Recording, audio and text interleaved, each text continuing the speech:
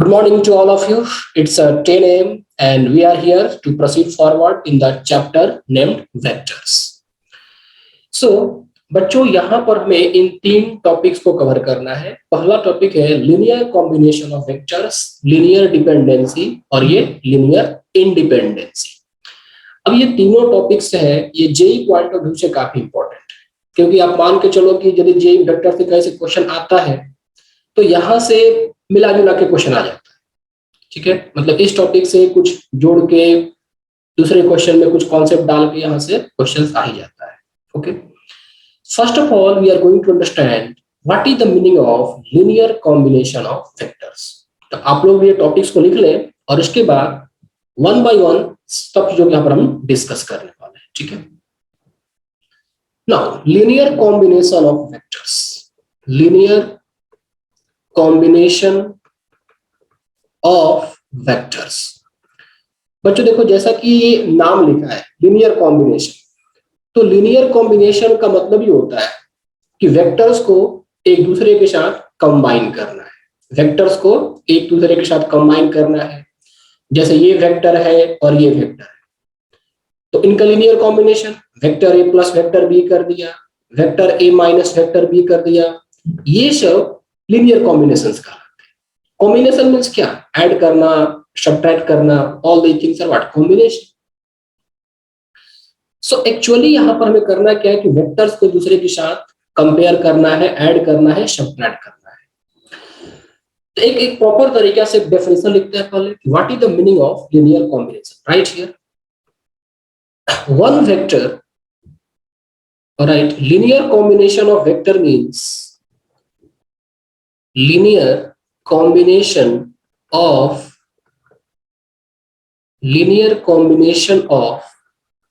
vectors means one vector can be expressed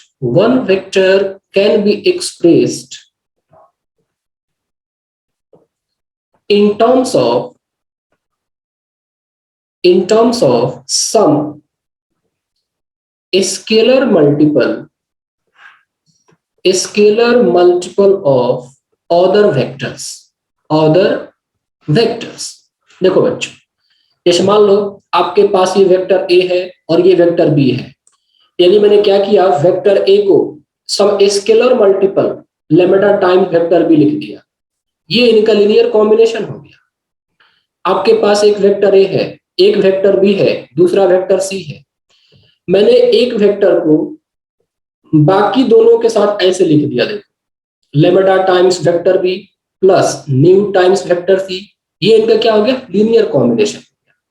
तो linear combination में करना क्या होता है बच्चों की, एक वेक्टर को किसी दूसरे वेक्टर के टर्म्स में लिखना होता है, मल्टीप्लाई करके या डिवाइड करके, आप जैसे भी करो, but we have to write one vector in terms of other vectors। यहां पर आपके पास दो वेक्टर थे, तो मैंने वेक्टर ए को लैम्ब्डा टाइम्स वेक्टर बी, ये भी एक लीनियर कॉम्बिनेशन है। यहां पर तीन वेक्टर थे, तो मैंने क्या किया, किसी एक वेक्टर को बाकी दोनों वेक्टर के टर्म में रिप्रेजेंट कर दिया। लैम्ब्डा और म्यू कुछ भी हो सकते हैं, they belongs to entire real, they can take any values। Okay, now क्या हम हर एक वेक्टर्स को, क्या हम किसी तरह के वेक्टर्स को लीनियर कॉम्बिनेशन में लिख सकते हैं? तो आओ यहाँ पर ये समझने का प्रयास करते हैं कि कब कब वेक्टर को एक दूसरे के लीनियर कॉम्बिनेशन में रिप्रेजेंट किया जा सकता है। So now right here, first, if vectors are collinear,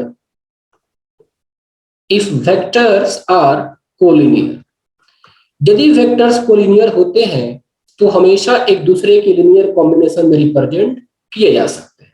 समझते हैं कैसे? देखो, कोलिनियर का मतलब क्या होता है कि वेक्टर्स एक दूसरे के पैरेलल हो सकते हैं, वेक्टर्स एक दूसरे के एंटी पैरेलल हो सकते हैं।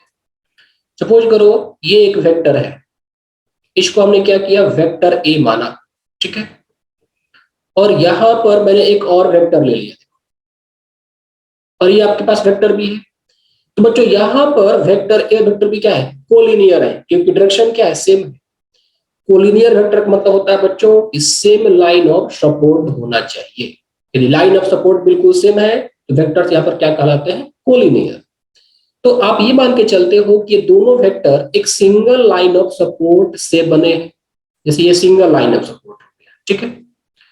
अब यहां पर मैंने एक रेड से वेक्टर मार्क कर दिया, एक वेक्टर को मैंने क्या किया, रेड से मार्क कर दिया, और एक वेक्टर को मैंने यहां पर ग्रीन से मार्क कर दिया, दो वेक्टर हो।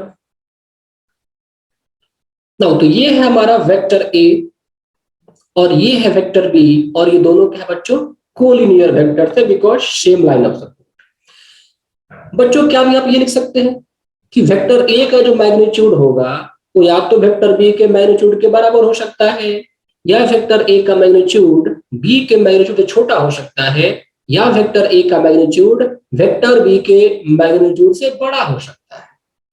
डायरेक्शन सेम अपोजिट हो सकता है, मैग्नीट्यूड भी एक दूसरे से छोटा बड़ा हो सकता है। तो यहां पर बच्चों हम क्या करेंगे कि वेक्टर ए को लेमडा टाइम्स वेक्टर बी लिख देंगे। Lambda can be any real number. जैसे मान लो लेमडा की वैल्यू मैंने 2 लिया, तो वेक्टर ए क्या हो जाएगा, 2 टाइम्स वेक्टर बी। तो आप ये कह सकते हो कि वेक्टर ए का जो मैग्नीट्यूड है वेक्टर बी के मैग्नीट्यूड का दुगना है। यदि मैंने लेमडा को यहाँ पर 1/2 ले लिया, तो आप ये कह सकते हो कि vector A equal to 1/2 vector B. इसका मतलब कि वेक्टर ए का जो मैग्नीट्यूड है वो वेक्टर बी के मैग्नीट्यूड का आधा है। यदि मैंने लेमडा को यहाँ पर -4 ले लिया, इसका मतलब vector A equal to -4 times vector B. क्या मतलब इस चीज का, मतलब ये है कि वेक्टर ए और वेक्टर बी का डायरेक्शन एक दूसरे के अपोजिट हो गया। बताया था पिछली बार भी, स्केलर से मल्टीप्लाई करने से क्या फर्क पड़ता है। यदि आपका स्केलर पॉजिटिव तो डायरेक्शन सेम रहता है, स्केलर नेगेटिव तो डायरेक्शन बच्चों अपोजिट हो जाता है।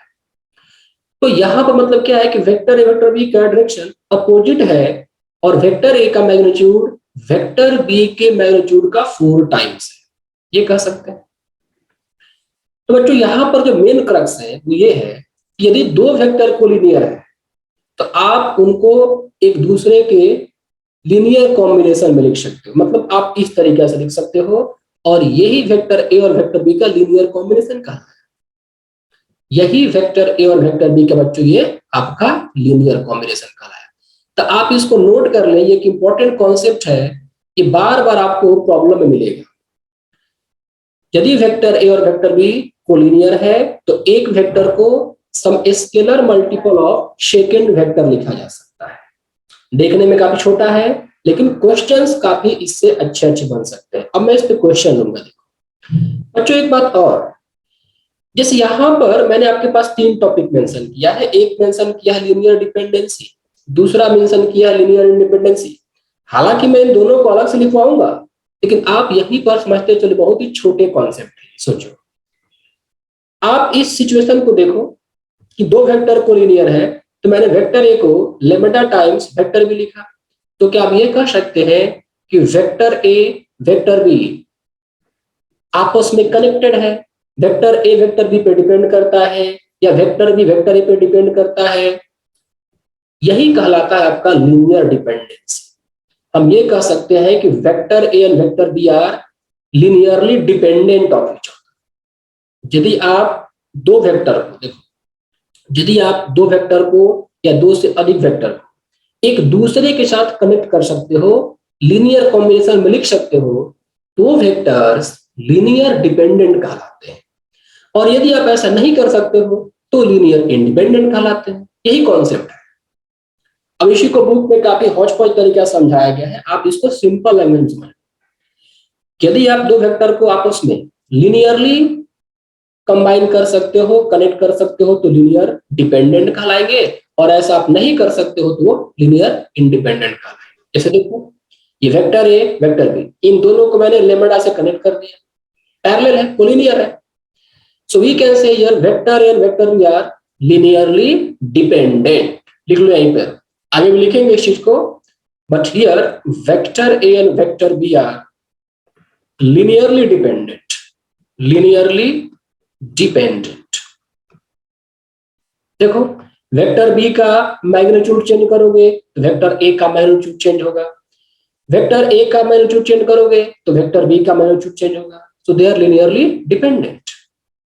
ना अब इस पे क्वेश्चंस आपको कैसे मिले? So right down a question first.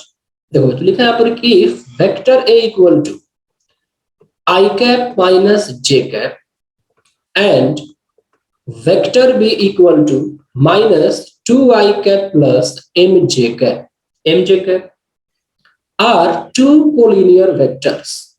Guys, are you able to get everything? अब तक बच्चों डाउट है? डाउट आराम से पूछ सकते हो। Yes sir. Class open, doubt form open है, आप वहां से अपने डाउट्स को पूछ सकते हो। ठीक है, लाइव क्लास भाई मैं स्टॉप कर रहा हूं क्योंकि लाइव क्लास पे कुछ अनवांटेड पीपल आ जाते हैं और डिस्ट्रैक्शन क्रिएट कर देते हैं, और आजकल लैगिंग का बहुत बड़ा इशू हो रहा है, तो इसलिए हम लोगों ने अभी लाइव क्लास स्टॉप कर दिया है। Will upload the recorded class. ये वेक्टर ए है, ये वेक्टर बी है, आर टू कोलिनियर वेक्टर्स। ये आपके पास दो कोलिनियर वेक्टर्स है। Then m is equal to ऐसे क्वेश्चंस काफी मेन से भरे पड़े हैं। ऑप्शन ए है बच्चों यहाँ पर 0, बी है 4, सी है 3, डी है 2।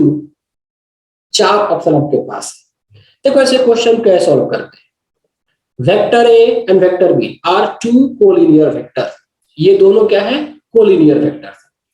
अब यदि ये दोनों कोलिनियर वेक्टर है बच्चों, then what can we write here? We can write vector A equal to lambda times vector B. Yes, we can write. And you mark this sentence. Whenever you face two collinear vectors, always write one vector equal to lambda times other vector. This is the first fundamental thing you will write when you see two collinear vectors. Okay, now vector A equal to what? Sir, option D answer. Yeah, D the correct answer. I cap minus j cap lambda times vector B क्या है बच्चों यहाँ पर? ये 2i cap plus mj cap। Compare करो, coefficient को compare करो। ये i cap minus j cap minus 2 lambda i cap plus ये m लैम्बडा बच्चों हो गया j cap। Now compare the coefficient here. i का कोएफिशिएंट माइनस 2 लैम्बडा लेफ्ट में, i का कोएफिशिएंट 1 है राइट में, तो minus 2 lambda equal to 1, lambda equal to बच्चों माइनस 1/2। जे का कोएफिशिएंट m लैम्बडा लेफ्ट में और जे का कोएफिशिएंट -1 राइट में, तो यहां पर लैम्बडा इक्वल टू क्या है? -1/m। अब इन दोनों को इक्वेट कर दो बच्चों, तो आप ये कह सकते हो कि -1/m इक्वल टू -1/2। ये कटा और m बराबर क्या आ गया? 2 चला है। That's it. तो बच्चों ये था कि दोनों वेक्टर कोलिनियर। यदि ये दोनों वेक्टर कोलिनियर नहीं होते तो हम यहाँ पर इनको इस तरीके से नहीं लिख सकते थे। Vector A equal to lambda times vector B हम नहीं लिख सकते हैं यदि ये दोनों वेक्टर कोलिनियर नहीं होते। इसे एक और क्वेश्चन दे रहा हूं, यहां पर लिखा है if vector alpha plus vector beta plus vector gamma equal to A times vector delta and vector beta plus vector gamma plus vector delta equal to B times vector alpha। ठीक है, comma vector alpha and vector delta are non-collinear vectors, are non-collinear vectors, then vector alpha plus vector beta plus vector gamma plus vector delta is equal to, options given are A times vector alpha, B times vector delta, 0 vector and option D यहां पर है बच्चों A plus B vector gamma. ये आपके पास कैसे इस question को solve करूंगा, आप सारे बच्चे यहाँ पर ऑब्जर्व कर देखिए। Vector alpha plus vector beta plus vector gamma equal to A times vector delta. Vector alpha plus vector beta plus vector gamma equal to A times vector delta. और एक जगह और लिखा है vector beta plus vector gamma plus vector delta equal to B times vector alpha. यहां पर मैं क्या करता हूं, दोनों के एलएचएस को बराबर करता हूं। जैसे देखो alpha plus beta plus gamma है, लेफ्ट में डेल्टा को ऐड कर, तो यहां पर आप क्या ये लिख सकते हो, देखो vector alpha plus vector beta plus vector gamma plus vector delta, a times vector delta plus vector delta, vector delta दोनों तरफ ऐड कर। यहां पर लेफ्ट में अल्फा की कमी है बच्चों, तो देखो vector alpha plus vector beta plus vector gamma plus vector delta, alpha add किया ना, तो vector alpha plus B times vector alpha, दोनों का एलएचएस बराबर है, तो आरएचएस को इक्वेट कर देंगे बच्चों। तो आरएचएस को इक्वेट करा, तो देखो vector alpha plus B vector alpha equal to, यहां पर क्या है, vector delta plus A vector delta, vector delta plus A vector delta. Now what you do, you take here vector alpha common. So if I take vector alpha common, I will get here 1 plus b. और यहां पर यदि बच्चों क्या करता हूं, vector delta common लेता हूं, तो क्या बनेगा, देखो 1 प्लस के बन जाएगा।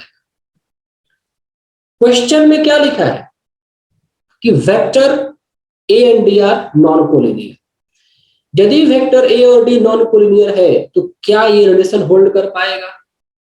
बच्चों क्या पढ़ा है मैंने कि यदि वेक्टर ए और वेक्टर बी कोलिनियर होते हैं तभी इनको हम ऐसे लीनियर कॉम्बिनेशन के फॉर्म में लिख सकते हैं, या तो ऐसे लिखो, या k1 times vector A equal to k2 times vector B, आप दोनों को लीनियर कॉम्बिनेशन में कैसे भी लिख सकते हो। ओके, तो बच्चों आपको यहाँ पर समझने वाली बात यहाँ पर क्या है, ये तब पॉसिबल है ना, vector A equal to lambda times vector B, या some scalar multiple of vector A equal to some scalar multiple of vector B, ये तब पॉसिबल होगा जब वेक्टर ए और वेक्टर बी कोलिनियर हो। लेकिन इस प्रॉब्लम में स्पष्ट रूप से लिखा है, क्लियरली मेंशन किया है कि vector A and vector alpha and vector delta non collinear.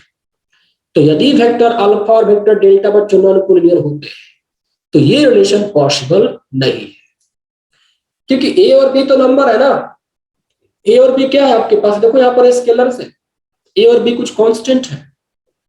यदि मैंने देखो ये कांस्टेंट हो गया k1, ये कांस्टेंट k2 हो गया, यदि ये सिचुएशन आ चुका है तो इसका मतलब कि वेक्टर अल्फा और वेक्टर डेल्टा कोलिनियर हो, लेकिन एक्चुअली में कोलिनियर नहीं है। तो आप खुद गेस करके बता सकते हो यहां पर हमें क्या एडजस्टमेंट करना चाहिए। बच्चों ये पॉसिबल तो नहीं है, ये नॉट पॉसिबल। तो आपके पास एक ही उपाय है कि आप ये दोनों कांस्टेंट को जीरो कर दो, इसको भी जीरो कर दो, इसको भी जीरो कर दो, तो b equal to -1, a equal to -1। देखो 1 प्लस बी को जीरो किया तो वेक्टर अल्फा इंटू जीरो, पूरा का पूरा जीरो, 1 प्लस ए को जीरो किया तो वेक्टर डेल्टा इंटू जीरो, ये पूरा का पूरा जीरो। तो यहां पर ये किया गया कि यदि हमारा कुछ रिजल्ट मतलब कॉन्ट्राडिक्ट करता है तो हमें अपने आप को एडजस्ट करना पड़ेगा। वेक्टर अल्फा वेक्टर डेल्टा ये कोलिनियर नहीं है, बट इस रिलेशन के अनुसार ये कोलिनियर हो गए, जो कि क्वेश्चंस को कॉन्ट्राडिक्ट करता है। तो इसीलिए आपको क्या करना पड़ेगा, क्योंकि दोनों वेक्टर को आप जीरो नहीं कर सकते, इसीलिए कांस्टेंट को जीरो कर, तो 1 प्लस बी को जीरो किया, 1 प्लस ए को जीरो किया, तो b -1 a -1। तो अब पूछा गया है कि vector alpha plus beta plus gamma delta क्या होगा, c vector alpha plus vector beta plus vector gamma plus vector delta. देखो ये alpha delta a vector delta plus vector delta है, ए क्या मिला आपको -1 मिला, तो minus vector delta plus vector delta, यहां पर आ जाएगा जीरो, ये आपका जीरो वेक्टर हो गया, दैट्स इट। तो कई हो सकता है कि कई बार आपसे पूछ दिया जाए कि ये ए का वैल्यू क्या होगा, बी का वैल्यू क्या होगा, तो आप ए और बी भी निकाल चुके हो। तो ये तरीका था जो कि मैंने आपको समझा दिया कि दो कोलिनियर वेक्टर होते हैं तो ये होल्ड करेगा, और यदि दो कोलिनियर वेक्टर नहीं होते हैं तो ये होल्ड नहीं करेगा। वैसे केस में आप क्या करना है, इन कांस्टेंट्स को जीरो इक्वेट कर देना है। यहां पर एक नोट करो, नोट लिखना, if vector A and vector B are non-collinear. What is the meaning of non-collinear? Non-collinear का मतलब लाइन ऑफ सपोर्ट सेम नहीं होगा, ऐसे नहीं होना चाहिए। मतलब एक वेक्टर ऐसा होगा, दूसरा वेक्टर कुछ ऐसा होगा, उनका लाइन ऑफ सपोर्ट सेम नहीं होगा। This is the meaning of non-collinear. If vector A and vector B are non-collinear and k1 times vector A equal to k2 times vector B कह दिया गया, देन आपको क्या करना है बच्चों, k1 इक्वल टू k2 दोनों को 0 पुट कर देना है। That's it. क्वेश्चन सॉल्व करने में ये चीजें काफी यूजफुल होंगी, इसलिए मैंने आप लोगों को यहाँ पर अच्छे से समझा दिया। बच्चों को समझ में आ गया ये? बच्चों एक बार मैं रिकैपिटुलेट करते हैं, आपने क्या सीखा।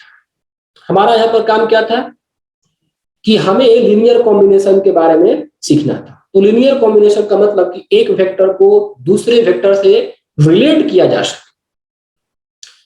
तो देखो एक केस लिया मैंने जहां वेक्टर्स क्या होते हैं, कोलिनियर होते हैं। तो कोलिनियर का मतलब लाइन ऑफ सपोर्ट बिल्कुल सेम होना चाहिए। यदि लाइन ऑफ सपोर्ट सेम होता है तो वेक्टर्स क्या होंगे, कोलिनियर। ऐसे केस में आप एक वेक्टर को लेमेडा टाइम्स सेकंड वेक्टर लिख सकते हैं। इसी सिचुएशन को हम बोलते हैं लिनियरली डिपेंडेंट। लिनियरली डिपेंडेंट का मतलब कि एक वेक्टर दूसरे पर डिपेंड करता है। समझा चुका हूं ऑलरेडी। वेक्टर बी के मैग्नीट्यूड को वैरी कराओगे तो ए का मैग्नीट्यूड वैरी करेगा, so both are linearly dependent. ये हो गया पहला बात।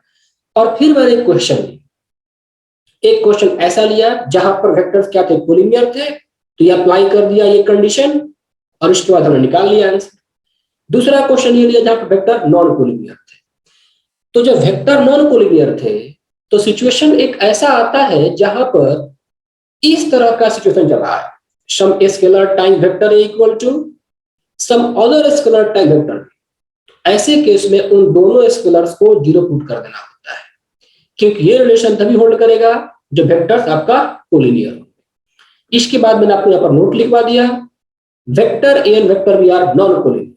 What is the meaning of non collinear? कि उनका लाइन ऑफ सपोर्ट सेम नहीं होना चाहिए।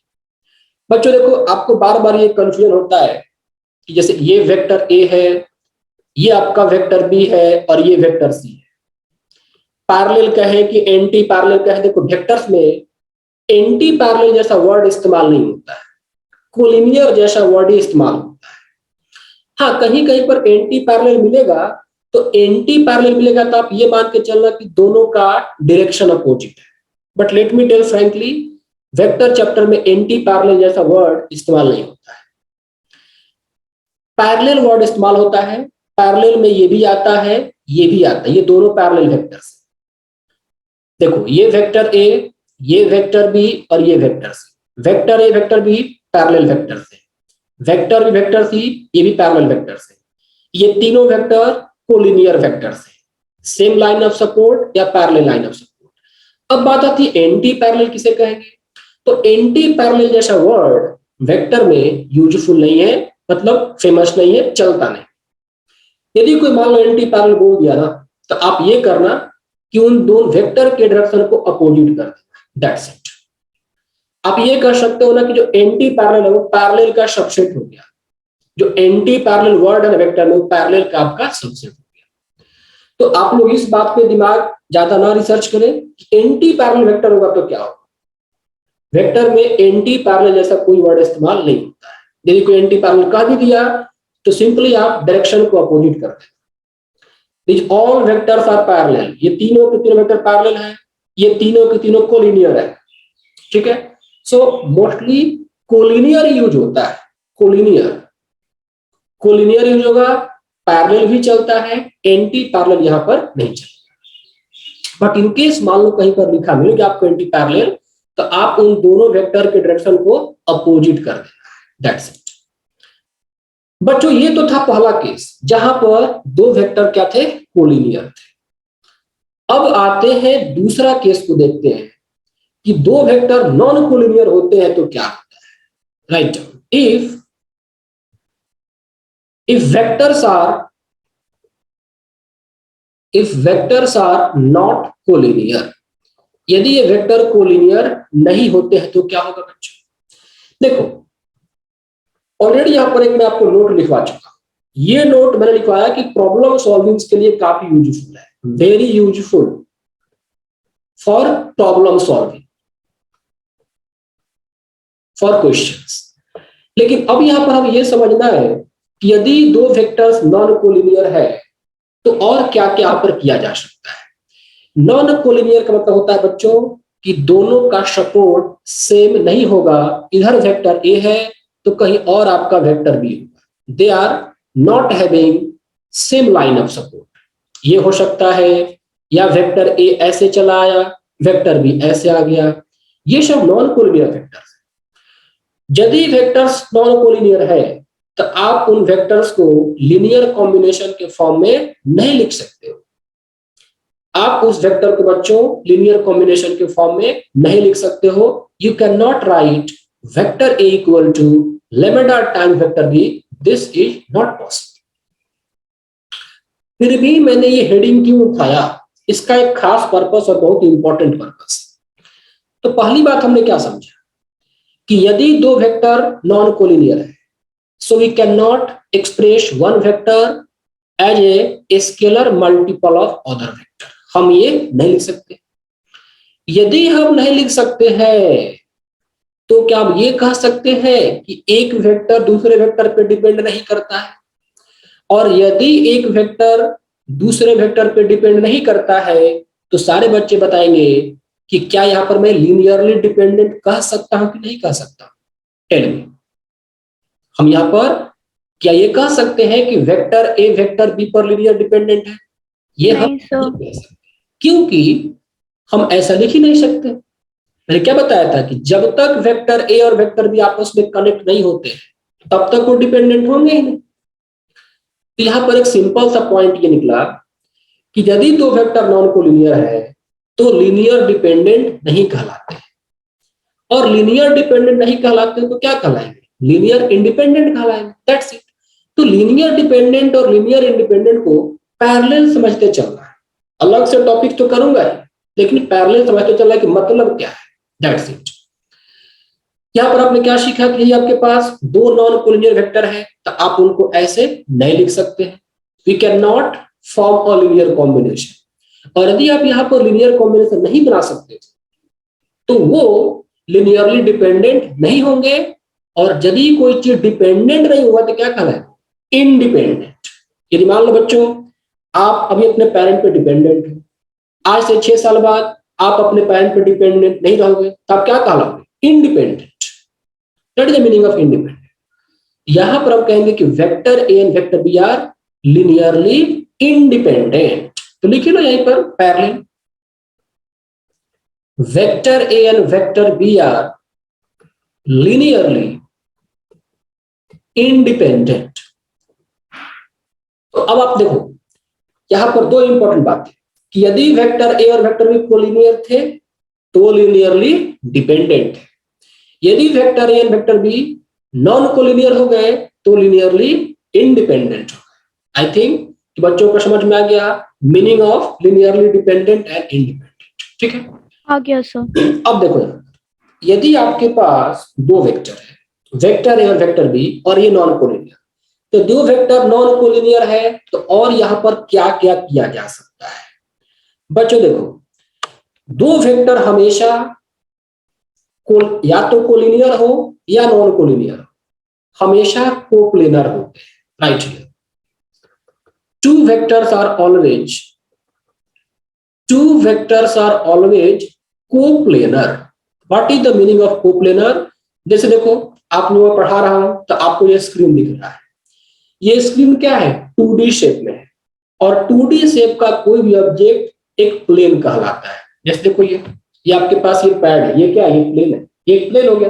आप ये कह सकते हो कि इधर एक एक्स एक्सिस, ये वाई एक्सिस हो गया इधर वाला, और ये आपका हो गया एक्स एक्सिस, ये प्लेन है। आप ये कह सकते हो कि ये वेक्टर है एक्स वेक्टर और ये वाई वेक्टर, और ये दोनों वेक्टर मिलकर इस पूरे प्लेन का कंस्ट्रक्शन कर रहे हैं। तो दो वेक्टर हमेशा बच्चों क्या होते हैं? कोप्लेनर होते हैं, क्योंकि आप किसी भी दो वेक्टर से हमेशा एक प्लेन को पास करा सकते हैं। जैसे मान लो मेरा ये फिंगर है, एक वेक्टर ए एक वेक्टर बी, देखो ये एक वेक्टर है, ये दूसरा वेक्टर है, तो आप एक प्लेन का कंस्ट्रक्शन कर सकते हो, यहां पर आप एक प्लेन का ऐसे कंस्ट्रक्शन कर सकते हो। तो आप हमेशा किसी भी दो वेक्टर से एक प्लेन को पास करा सकते हो, कोप्लेनर। ओके, तो बच्चों यहां पर ये नॉन कोलिनियर हो गए, लेकिन ये कोप्लेनर है। So here now we are going to write the concept of coplanarity. और यहीं पर देखेंगे कि कोप्लेनर होने का कंडीशन क्या होता है, नॉन कोप्लेनर होने का कंडीशन क्या होता है, और जेईई मेंस में क्वेश्चन भरे पड़े हैं कोप्लेनारिटी को लेकर। So the two vectors are always coplanar. ठीक है, नाउ अब यहां पर मैं एक और केस लूंगा। ये दो वेक्टर क्या है, हमेशा कोप्लेनर है। If right here, if a vector C is coplanar with vector A and vector B, या तो ये लिखो या फिर इसी चीज को एक दूसरे लाइन में लिखा जाता है, if three vectors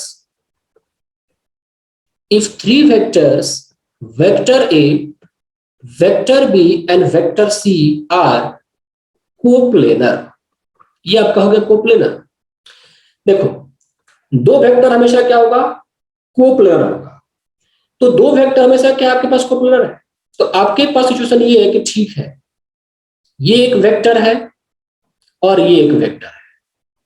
यहां पर मैंने क्या किया, एक वेक्टर ए ले लिया और ये मैंने वेक्टर बी ले लिया। बच्चों ये दोनों वेक्टर क्या है, नॉन कोलिनियर है लेकिन कोप्लेनर है।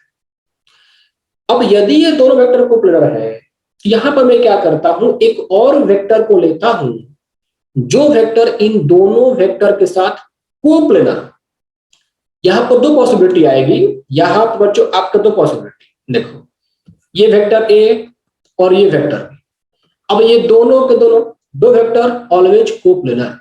एक वेक्टर में तीसरा लूंगा जो कि इन दोनों वेक्टर के साथ कोप्लेनर हो, और एक वेक्टर में कुछ ऐसे लूंगा जो इन दोनों वेक्टर के साथ नॉन कोप्लेनर। इस तरह से लूंगा, दोनों केस को अलग अलग मैं डिस्कस करूंगा। यहां पर मैंने क्या किया कि देखो, if a vector C is coplanar with vector A and vector B, तो यहां पर एक थर्ड वेक्टर को एज्यूम किया मैंने। We are now assuming a third vector जो कि इन दोनों वेक्टर के साथ क्या हो बच्चों, कोप्लेनर। चलो ये ले लिया। यहां पर मैंने क्या किया बच्चों, ये वेक्टर आपका सी ले लिया। ठीक, क्या हम ये कह सकते हैं कि वेक्टर सी वेक्टर ए और वेक्टर बी का रिजल्टेंट वेक्टर है? क्या ऐसा कहा जा सकता है बच्चों? क्या हम ये कह सकते हैं कि वेक्टर सी को देखो, वेक्टर ए और वेक्टर बी के टेल को हमने ज्वाइन किया ना, तो दोनों के टेल को ज्वाइन किया और यहां से मैंने एक वेक्टर सी ड्रॉ किया। तो ऐसा लग रहा है कि वेक्टर सी वेक्टर ए प्लस वेक्टर बी का रिजल्टेंट है, लेकिन ये गलत है। अरे vector C equal to vector A plus vector b तब लिखा जाएगा ना जब parallelogram law of vector addition follow हो। यहां पर तो parallelogram law of vector addition follow ही नहीं हो रहा है। अब देखो, वेक्टर ए यहां तक है, वेक्टर बी यहां तक है। यदि आप एक पैरेललोग्राम का कंस्ट्रक्शन करते हो तो वेक्टर भी तो यहां तक आया ही नहीं, रिजल्टेंट तो ये होता ना बच्चों। लेकिन वेक्टर सी तो बस यहीं तक रह गया, आप वेक्टर सी को एक्सटेंड भी करोगे तो यहां जाएगा। And by the way you can not extend any vector unnecessarily. आप किसी वेक्टर को स्ट्रेच नहीं कर सकते हो क्योंकि उसका डायरेक्शन, उसका मैग्नीट्यूड फिक्स होगा। तो यहां पर देखो सिंपल सी बात क्या है, आप ये मानो कि वेक्टर ए वेक्टर बी, बच्चों बातें समझ में आ रही है सारे बच्चों को अच्छे से? Yes sir. रिस्पॉन्डिंग वेक्टर ए वेक्टर बी कोई भी रैंडम वेक्टर है। हमने क्या किया, एक रैंडम वेक्टर वेक्टर सी लिया जो कि वेक्टर ए और वेक्टर सी कोप्लेनर है। इसका parallelogram law of vector addition से कोई लेना देना नहीं है, कोई रैंडम वेक्टर है यार। तो यहां पर ये सोच लेना कि वेक्टर सी जो है वेक्टर ए और वेक्टर बी का रिजल्टेंट है, ये गलत है। ऐसा हम नहीं सोचे क्योंकि हमने यहां पर तो पैरेललोग्राम लगाया ही नहीं। जस्ट 3 वेक्टर्स लिया गया। वेक्टर ए वेक्टर बी पहले से हमारे पास थे, तो मैंने क्या किया कि वेक्टर ए और वेक्टर बी के प्लेन में एक तीसरा वेक्टर वेक्टर सी लिया। अब वेक्टर सी का मैग्नीट्यूड कुछ भी हो सकता है, so this is not correct. But हम यहां पर क्या करना चाहते हैं बच्चों, parallelogram law of vector addition apply करना चाहते हैं। Parallelogram law of vector addition follow हो नहीं रहा है, लेकिन यहां पर हम कुछ ऐसा करना चाहते हैं कि parallelogram law of vector addition follow हो जाए। तो इसके लिए हम एक कंस्ट्रक्शन करेंगे, थोड़ा सा एडजस्टमेंट करेंगे। मान लेता हूं कि वेक्टर सी है, ठीक है बच्चों, ये आपका वेक्टर सी, रेड वाली लाइन है वेक्टर सी है, और वेक्टर सी यहां पर खत्म हो रहा है।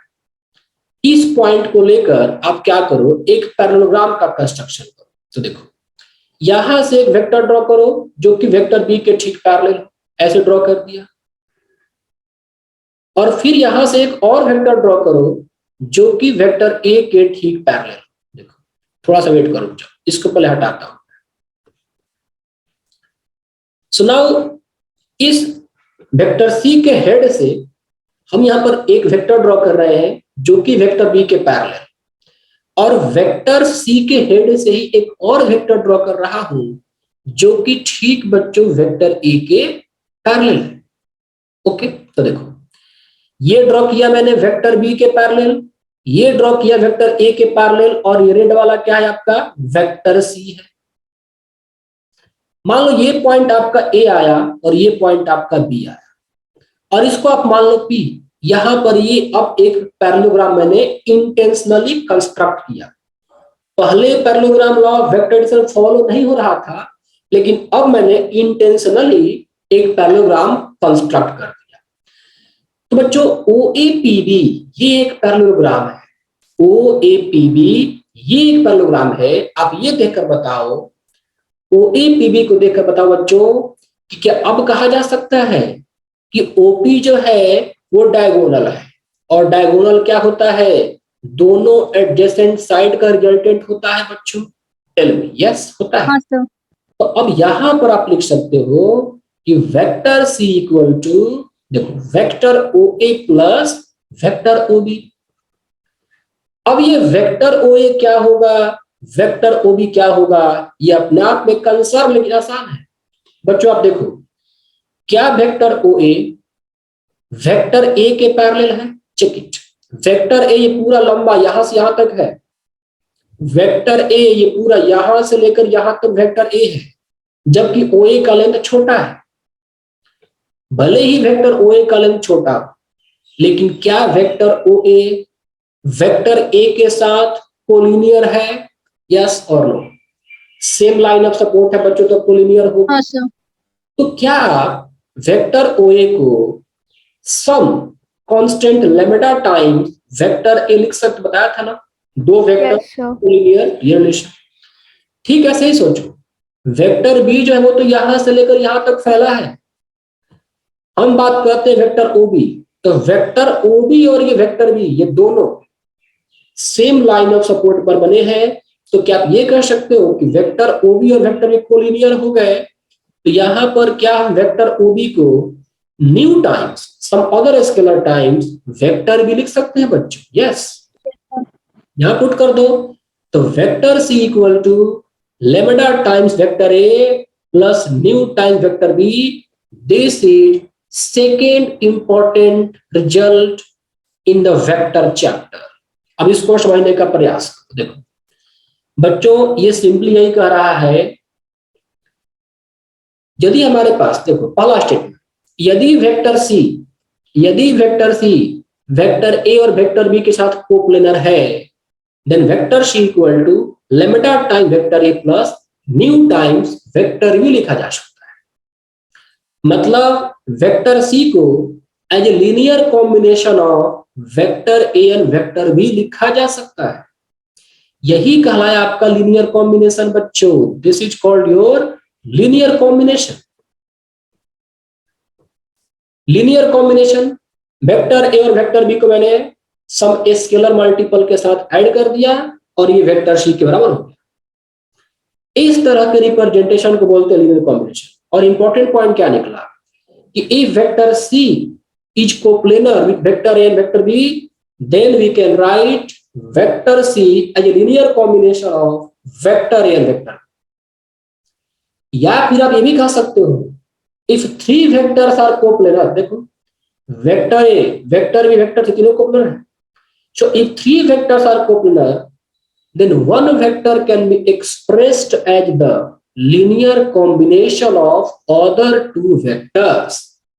दोनों सेंटेंस बिल्कुल सेम है, दोनों सेंटेंस बिल्कुल सेम. लेमडा और न्यू क्या बच्चों स्केलर है. यहीं पर एक लाइन और क्लियर करूंगा, आप खुद सोच के बताओ यहां पर मैं इन तीनों वेक्टर को लिनियरली डिपेंडेंट कहूं कि लिनियरली इंडिपेंडेंट कहूं, खुद सोच के बताइए. यहां पर हमें क्या करना चाहिए, लिनियरली डिपेंडेंट करना चाहिए या linearly independent? Tell me. Sir dependent. Sir dependent. Dependent कहेंगे क्योंकि देखो आप वेक्टर ए का चेंजिंग करोगे, वेक्टर ए में कुछ भी प्लस माइनस करोगे तो उसका रिजल्ट वेक्टर सी पर पड़ेगा, उसका इफेक्ट वेक्टर बी पर पड़ेगा. वेक्टर्स बी में आप कोई भी डिस्टर्बेंस करोगे तो उसका भी अफेक्शन वेक्टर सी और वेक्टर ए पर होगा. मींस यहां पर ये वेक्टर लिनियरली डिपेंडेंट है. तो इंपॉर्टेंट पॉइंट क्या, इंपॉर्टेंट पॉइंट ये निकला कि यदि तीन वेक्टर कोप्लनर है तो हमेशा लिनियरली डिपेंडेंट होते हैं. तो डिपेंडेंट और इंडिपेंडेंट में पैरेलल क्लियर करते चल रहा हूं और यहीं पर एक टॉपिक खत्म हो जाएगा, बस आगे लिखने की फॉर्मेलिटी बच जाए. तो क्या क्या सीखा अब तक आपने कि दो वेक्टर कोलिनियर तो लिनियरली डिपेंडेंट, दोनों नॉन कोलिनियर तो लिनियरली इंडिपेंडेंट. अब यहां पर क्या सीखा, ठीक है यदि आपके पास तीन वेक्टर है, तीन वेक्टर कोप्लनर तो लिनियरली डिपेंडेंट, और ठीक इसका उल्टा ये तीनों वेक्टर नॉन कोप्लनर तो लिनियरली, तीन वेक्टर कोप्लनर तो लिनियरली डिपेंडेंट. यहां पर लिख लो vector A, vector B and vector C are linearly dependent. यहां पर हम कहेंगे डिपेंडेंट. और इसका उल्टा बोलो, यदि वेक्टर ए, वेक्टर बी, वेक्टर सी ये नॉन कोप्लनर होते हैं तो हम कहेंगे वो लिनियरली इंडिपेंडेंट हो जाएंगे क्योंकि उनको हम कनेक्ट नहीं कर सकते. इस यहां पर इतना डिस्कशन के बाद जो एक इंपॉर्टेंट नोट्स बनाना है, write down. If vector A and if a vector C is coplanar with two non-collinear vectors,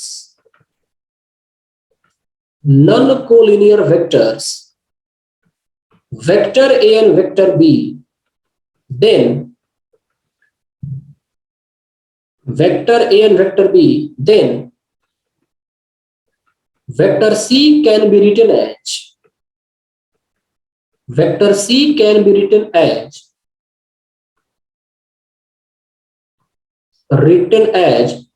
a linear combination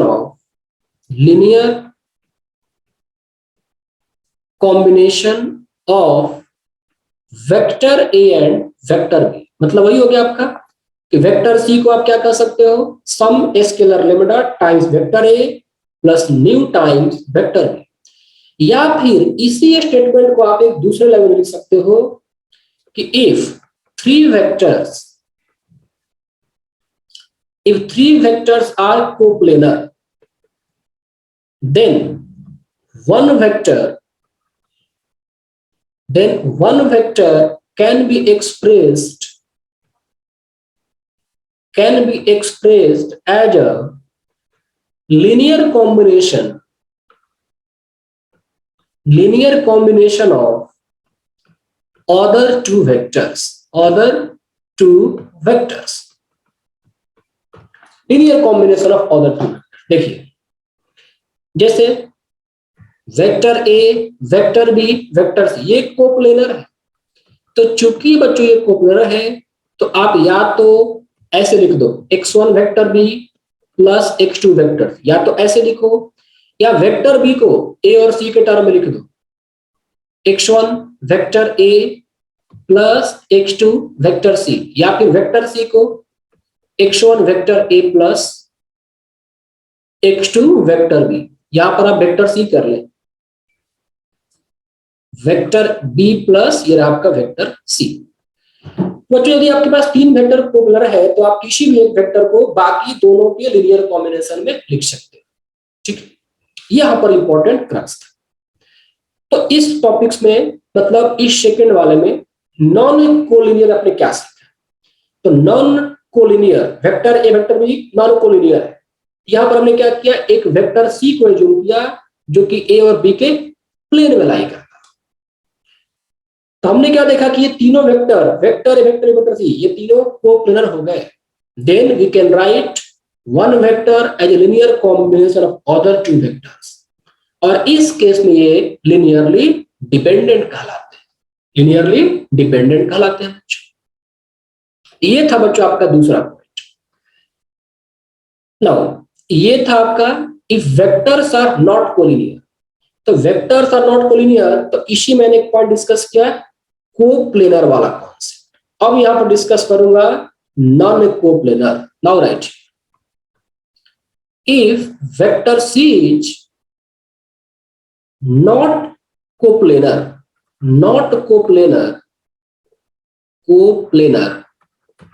with vector A and vector B, that is, or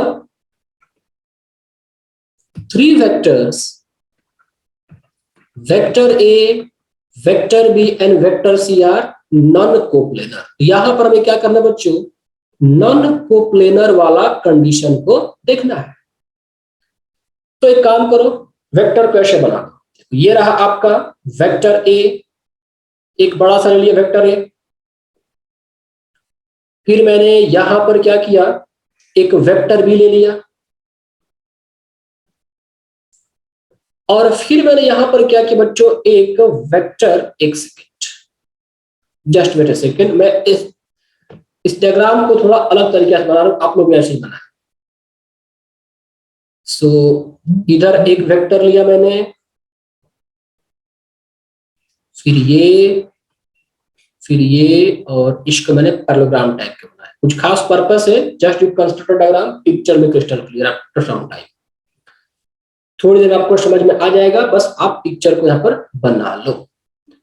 और यहां पर मैंने क्या किया, एक वेक्टर को ऐसे ले लिया, फिर ये और फिर ये ऐसे बनाया, राइट। इनको ज्वाइन करो, ऐसे इनको ज्वाइन करो, फिर ये ऐसे इसको ज्वाइन करो और इसको ऐसे ज्वाइन करो, ठीक है। देखो बच्चों, इस स्ट्रक्चर को बोलते हैं हम लोग पैरेललोपाइप्ड, ठीक है। सो वी से दिस स्ट्रक्चर एज पैरेललोपाइप्ड, और इसका कॉन्सेप्ट थोड़ा टाइम के बाद आएगा, तो अभी इसका कोई खास इंपॉर्टेंट नहीं है, just you construct this diagram, okay. इस डायग्राम को बनाने का पर्पस क्या है, इसको यहां पर ये समझा रहा हूं।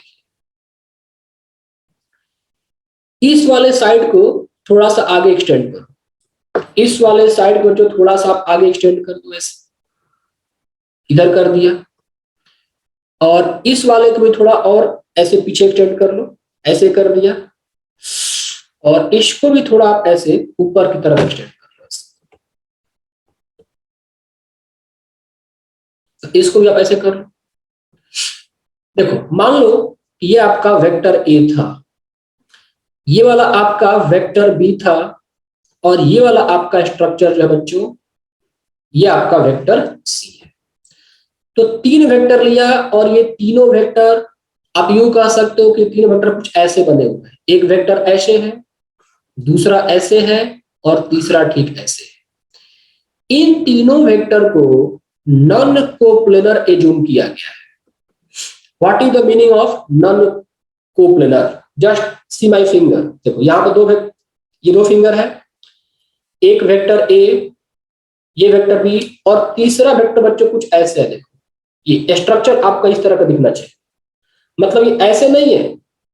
यदि ये पेन बिल्कुल ऐसे होता, ये कोप्लेनर कहलाते हैं, ये फिगर आपका कोप्लेनर होता है। एक्चुअली में ये पेन ऐसे बाहर की तरफ, या तो बाहर है या फिर ऐसे, इस तरीके से। समझ में आ रही है ज्योमेट्री बच्चों को? हाँ सर। तो ये है आपका Yes, sir. Non coplanar. ये तीनों वेक्टर क्या है? नॉन कोप्लेनर है। ठीक है, मतलब 2D में 3D को इमेजिन करना है, 2D में 3D को इमेजिन करना है, और अपने सारे डिस्कशन को बच्चों हम लोग क्या करना है? 3D तक कन्फाइंड रखना है। We are not going to any other dimensions. Okay,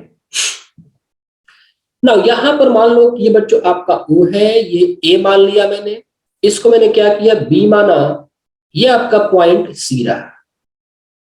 बच्चों आप बेस को देखो, क्या ये वेक्टर OA जो यहां पर आपको वेक्टर OA दिख रहा है, क्या ये वेक्टर OA वेक्टर A के पैरेलल है या कोलिनियर है? टेल मी गाइस, है कि नहीं है?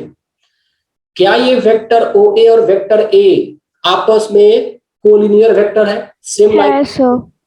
आप क्या करो, वेक्टर OA को सम x1 टाइम्स वेक्टर A ले लो, कर सकते हैं ना? इन दो वेक्टर कोलिनियर होता है तो एक वेक्टर को दूसरे वेक्टर के टर्म एक्सप्रेस कर सकते हैं। अब देखो, क्या आप ये कर सकते हो? यहां पर जो आपको वेक्टर OC दिख रहा है, वेक्टर OC और ये vector B same line of support पे, मतलब कोलिनियर वेक्टर। तो यहां पर क्या वेक्टर OC को some scalar x2, let me change the pen color, sum scalar x2, just wait, sum scalar x2 into vector भी लिख सकते हो। उस तरह से आप इस पॉइंट को भी कुछ मार्क कर लो, इसको आप डी मार्क कर लो। आप ये कह सकते हो कि जो वेक्टर आपका OD है, जो OD सेगमेंट है, वो वेक्टर C के पैरेलल है या वेक्टर C के साथ कोलिनियर है, because same line of support. तो वेक्टर OD को आप यहां पर सम x3 टाइम्स वेक्टर C कह दो, और इस स्ट्रक्चर को आप समझने का प्रयास करो। देखो, क्या OABC एक पैरेललोग्राम है बच्चों? चेक इट, है ना? ये पैरेललोग्राम शेप का है। ये आप ये जो ज्योमेट्री बनी है पैरेललोपाइप, इसका हर एक फेस एक पैरेललोग्राम शेप का होता है बच्चों। जो भी यहाँ पर ज्योमेट्री बनी है उसका हर एक शेप एक पैरेललोग्राम, हर एक फेस की बात कर रहा हूं। जैसे ये एक फेस है, ये भी एक फेस है, ये बेस भी क्या एक फेस है, तो हर एक फेस एक पैरेललोग्राम शेप का होता है। अब यहां पर क्या करो, जो नीचे वाला पोर्शन है, नीचे वाला पोर्शन, इसको मैं ग्रीन से ड्रॉ करता हूं, वेक्टर OB। देखो वेक्टर OB, तो यहां पर आप ये कह सकते हो कि OABC ये आपके पास एक पैरेललोग्राम है, और यदि ये पैरेललोग्राम है तो OB जो होगा बच्चों, वेक्टर OB, वो वेक्टर OA और वेक्टर OC का रिजल्टेंट कहलाएगा। मतलब उसको आप x1 वेक्टर A प्लस यहां पर आप उसको क्या कर सकते हो, x2 वेक्टर B कर सकते हो। This is your vector OB। ना अब देखो, इसको मैं वेक्टर OB को और वेक्टर OD को बाहर निकालता हूं। तो यहां पर आपको मिला वेक्टर OB, ये रहा आपका O, ये रहा आपका B, ये रहा वेक्टर OB, और यहां पर एक है आपके पास वेक्टर OD, ये रहा आपका vector OD। So now I am writing your vector OD। Vector OB को आपने क्या लिखा है? चलो वेक्टर OB को आप वेक्टर OB ही रहने दो, और वेक्टर OD को आपने क्या लिखा है बच्चों? x3 times vector C। यहां पर आप एक पैरेललोग्राम का कंस्ट्रक्शन कर, यहां पर एक पैरेललोग्राम का कंस्ट्रक्शन कर लो। मतलब यहां पर मैं क्या कर रहा हूं कि एक रिजल्टेंट वेक्टर निकाल रहा हूं, जो कि वेक्टर OB, मतलब ये वाला डायगोनल, फेस डायगोनल OB और एज OD का रिजल्टेंट, वेक्टर OB और OD का रिजल्टेंट, इसको मैंने क्या किया बच्चों? वेक्टर D लिखा। देखो ये वेक्टर OB था ना, तो मैंने OB को यहां से निकाला और वेक्टर OD यहां पर। तो अब मैं लिखूंगा कि vector D is the, and here I am again constructing a parallelogram. जैसे OB वेक्टर OD वेक्टर, यहां मैंने क्या किया कि एक पैरेललोग्राम बनाया, और इस पैरेललोग्राम का जो रिजल्टेंट डायगोनल वेक्टर D होगा, तो वेक्टर OB और वेक्टर OD का सम रिप्रेजेंट करेगा। Vector D equal to, you can write now, vector OB plus x3 times vector c। Vector O भी क्या है, x1 vector a plus x2 vector b, x1 vector a plus x2 vector b plus x3 vector c, ये हो गया आपका vector D. अब यहां पर जो इंपॉर्टेंट बात है वो आप समझने का प्रयास करें। देखिए आपके पास क्या थे, तीन वेक्टर थे। ये तीनों वेक्टर क्या थे बच्चों, नॉन कोप्लेनर थे। ये तीनों वेक्टर नॉन कोप्लेनर, तो रिजल्ट ये कहता है बच्चों कि यदि तीन वेक्टर नॉन कोप्लेनर है तो एक चौथा vector, the fourth vector, vector D, can be expressed as the linear combination of all the three non-coplanar vectors, x1 vector a, x2 vector b, x3 vector c, x1 x2 x3, ये कोई भी real number हो सकता है। यदि आपके पास three non coplanar vector है तो एक चौथे वेक्टर, वेक्टर डी को, अब चौथा वेक्टर कुछ भी हो सकता है, ये नहीं सोचना है कि चौथा वेक्टर भी कोप्लेनर है कि नॉन कोप्लेनर। वो चौथा वेक्टर बच्चों स्पेस में कहीं भी जा सकता है, वो किसी वेक्टर के साथ कोप्लेनर हो सकता है, नहीं भी हो सकता है, it can go anywhere. That's why मैं इसको सिर्फ यही कह रहा हूं, a fourth vector, vector D, can be expressed as a linear combination of three non-coplanar vectors। तो टोटल यहां पर चार वेक्टर है, vector A B C D, ये चार वेक्टर है बच्चों। तो देखो बच्चों यहां पर अब इंपॉर्टेंट पॉइंट आपको क्या क्या सीखने को मिलेगा, पहला आप इसको लिखे यहां। नाउ राइट हियर स्टेटमेंट, इस चीज को लैंग्वेज में लिख लो। If vector A, vector B and vector C are non-coplanar, then a fourth vector, or simply write, then any vector, vector D can be expressed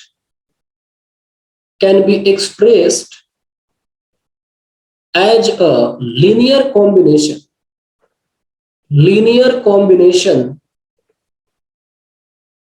of vector A, vector B and vector C। Means vector D can be written as x1 vector A plus x2 vector B plus x3 vector C। और इसी statement को बच्चों एक दूसरे language में लिखा जा सकता है। Right, if four vectors are non-coplanar, देखो यहां पर क्या लिखा मैंने, non-coplanar। क्यों लिखा ऐसा, क्योंकि वेक्टर ए, वेक्टर, वेक्टर सी, ये तीनों क्या थे, non-coplanar। देखो आपके पास बहुत सारा वेक्टर है, उसमें से कोई भी तीन वेक्टर नॉन कोप्लेनर हो गए तो पूरा का पूरा सिस्टम आपका नॉन कोप्लेनर ही कहलाएगा। आप समझो ऐसे ना, देखो आप ये कहते हो ना, ये तीन पॉइंट क्या है, चार पॉइंट ये कोलिनियर है। मान लो मैंने पांचवा पॉइंट को ड्रॉ किया यहाँ, अब मैं पूछूं ये पांचों पॉइंट क्या है, कोलिनियर है कि नॉन कोलिनियर, आप क्या कहोगे, नॉन कोलिनियर है। आप ये नहीं कहोगे कि पांचों में से चार कोलिनियर बाकी एक नॉन कोलिनियर। मैं चाहता हूं कि आप एक सिंगल लैंग्वेज बताएं, अब क्या कहोगे, ये पांचों वेक्टर क्या है, नॉन कोलिनियर है, ये पांचों पॉइंट क्या है, नॉन कोलिनियर है। तो पांच पॉइंट थे, चार पॉइंट कोलिनियर है, पांचवा पॉइंट क्या, नॉन कोलिनियर है, तो ओवरऑल क्या कहलाएगा, नॉन कोलिनियर। यहां देखो, यहां पर आपके पास क्या है, एबीसी क्या है, नॉन कोप्लेनर है, और आपने इसमें एक और चौथा वेक्टर डाला तो पूरा का पूरा सिस्टम नॉन कोप्लेनर ही कहलाए। So if four vectors are non-coplanar, then any vector can be expressed as a linear combination of other three vectors।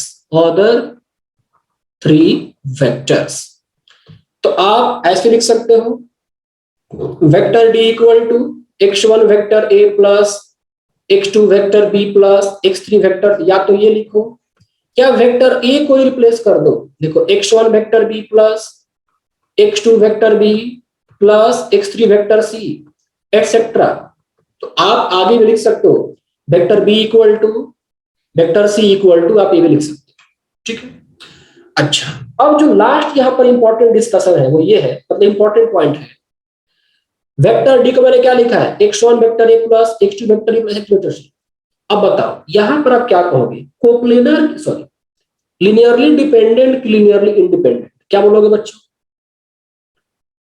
चूंकि यहां पर लिनियर कॉम्बिनेशन बन चुका है, चूंकि यहां पर लिनियर कॉम्बिनेशन बन चुका है ना, यहां पर ये चारों वेक्टर लिनियरली डिपेंडेंट कहा है। यहां पर एक बहुत ही इंपॉर्टेंट रिजल्ट निकल कर आने वाला है। यदि आपके पास 4 वेक्टर्स है तो चारों वेक्टर हमेशा लिनियरली डिपेंडेंट ही होते हैं, आप इसको मार्क कर लें।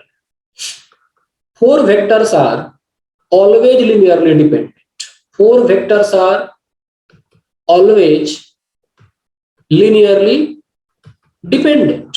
देखो ऐसा इसलिए क्योंकि हम इससे आगे जा ही नहीं सकते, हमारे पास 3 डायमेंशन है, वेक्टर ए vector B vector C non coplanar थे, इसके आगे हम नहीं जा सकते, हमारे पास चौथा डायमेंशन नहीं है, पांचवा डायमेंशन है ही नहीं। तो ये चौथा वेक्टर है तो वो चौथा वेक्टर भी इन्हीं तीनों के प्लेन में कहीं ना कहीं घूम रहा होगा, इन्हीं तीनों के साथ कहीं ना कहीं अटैच हो रहा होगा और वो कहीं नहीं जा रहा है। तो इसीलिए आपको ये कहना है कि यदि आपके पास 4 वेक्टर्स हैं तो उनको हमेशा आपको लिनियरली डिपेंडेंट ही मानना है। ऐसा क्यों? क्योंकि यदि आपके पास 4 वेक्टर है तो आप किसी भी एक वेक्टर को हमेशा बाकी तीनों के लिनियर कॉम्बिनेशन में लिख सकते हो, और यदि आप ऐसा कर सकते हो तो आपका ये लिनियर डिपेंडेंसी वाला केस होगा। So here vectors are called linearly dependent. अब मैं समराइज करता हूं क्या क्या पढ़ा। पहले आपने पढ़ा कि लिनियर कॉम्बिनेशन, 2 वेक्टर कोलिनियर है तो उनका लिनियर कॉम्बिनेशन बनेगा, नॉन कोलिनियर है 2 वेक्टर तो लिनियर कॉम्बिनेशन नहीं बनेगा। 3 वेक्टर कोप्लेनर है तो उनका लिनियर कॉम्बिनेशन बनेगा। यदि 3 वेक्टर नॉन कोप्लेनर है तो उनका लिनियर कॉम्बिनेशन नहीं बनेगा, लेकिन हाँ वहां पर एक चौथा वेक्टर आया वेक्टर डी, वो वेक्टर डी जो है बाकी तीनों का लिनियर कॉम्बिनेशन बन गया। इसका मतलब यदि आपके पास 4 वेक्टर है तो डजंट मैटर कि वो कोप्लेनर है कि non coplanar, one vector can always be expressed as the linear combination of other 3 vectors। अब यहीं पर लिनियरली डिपेंडेंसी और लिनियरली इंडिपेंडेंस, देखो 2 वेक्टर कोलिनियर थे तो एक वेक्टर को दूसरे पर रिप्रेजेंट किया तो linear dependent, non collinear 2 vector linearly independent, 3 vector coplanar linearly dependent क्योंकि लिनियर कॉम्बिनेशन बना। 3 vector non coplanar, non coplanar है ना, तो उन तीनों वेक्टर को आपस में कनेक्ट नहीं कर पाओगे, लिनियरली इंडिपेंडेंट। लेकिन उन तीनों नॉन कोप्लेनर वेक्टर में एक और वेक्टर इंसर्ट कर दिया जाए तो सिचुएशन बदल जाएगा। One can always be expressed as a linear combination of other 3, तो वहां पर लिनियरली डिपेंडेंसी लागू, ठीक है। तो लिनियरली डिपेंडेंसी और इंडिपेंडेंसी यहीं पर मैंने पढ़ा दिया, बाकी क्या करना, कंक्लूड करना है, ठीक है। Now, let us write some important notes here, क्योंकि क्वेश्चन जो बनेंगे मेनली यहाँ पर राइज होंगे, क्योंकि अभी तक जो हमने पढ़ा इससे आप लोगों को क्वेश्चंस कैसे मिलेगा उसको जानने के लिए यहाँ पर आप कुछ इंपॉर्टेंट पॉइंट। अब तक के डिस्कशन में किसी बच्चों को कुछ दिक्कत आया समझने में?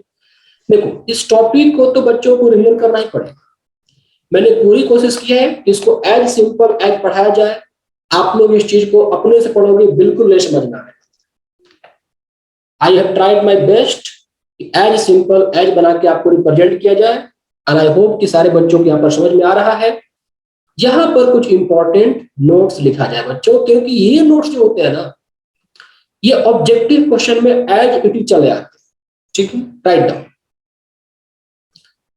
3 points with position vector, 3 points with position vectors,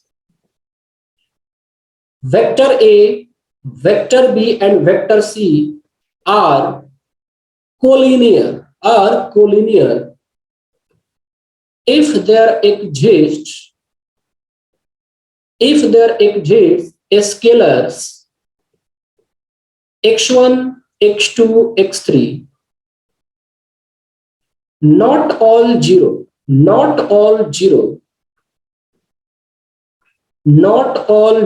such that, first point, x1 vector a plus x2 vector b plus x3 vector c equal to 0, this implies that x1 plus x2 plus x3 should be equal. तो इससे कुछ objective question मिलेंगे। पहले statement को समझते क्या कर रहा है। 3 point with position vectors, vector a, vector b and vector c are collinear if there exists a scalar x1, x2, x3 not all zero such that x1 vector a plus x2 vector b plus x3 vector c equal to imply, यदि ये होता है तो ये होना must है, ये must है। मतलब यदि ये कंडीशन है, मतलब यहां पर आप ये कह सकते हो कि यदि ये कॉज है तो ये इसका कंडीशन है। यदि x1 vector a plus x2 vector b plus x3 vector c equal to 0 होता है तो उस केस में x1 plus x2 plus x3 का सम 0 होना चाहिए, तभी जाके वेक्टर b और वेक्टर c को आप कोलिनियर कह सकते हैं। इसको प्रूव करता हूं तो और आपको समझ में आएगा।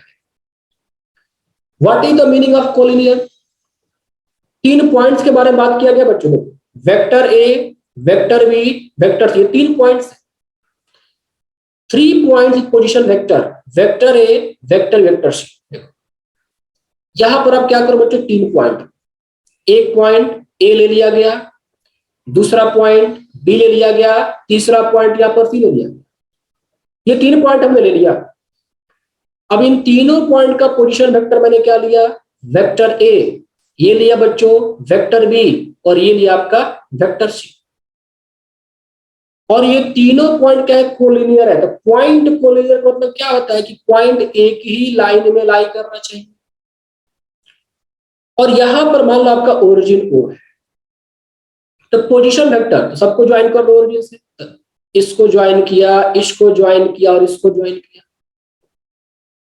बच्चे बताओ कि सेक्शन फार्मूला कब अप्लाई होता है, जब पॉइंट कोलिनियर होते हैं नॉन कोलिनियर? चलिए सेक्शन फार्मूला अप्लाई कब करते हैं, कोलिनियर पॉइंट में कि नॉन कोलिनियर? बच्चों कोलिनियर पॉइंट, कोलिनियर पे सर। एबीसी यहां पर क्या है, कोलिनियर पॉइंट। तो यहां पर मैं सेक्शन फार्मूला अप्लाई कर सकता हूं। तो पॉइंट ए का पोजीशन वेक्टर वेक्टर ए, मतलब ये आपका लेंथ वेक्टर ए, ये आपका वेक्टर बी है और ये आपका वेक्टर क्या है, सी है। बताया था लिखने का तरीका क्या होता है, ए के साथ ब्रैकेट पे लिखेंगे वेक्टर ए, लेकिन पॉइंट वेक्टर को रिप्रेजेंट नहीं करेगा। वेक्टर ए मतलब ये पोजीशन वेक्टर वेक्टर ओ ए। मान लो जो बी है वो ए सी को m/n के रेशियो में डिवाइड कर रहा है।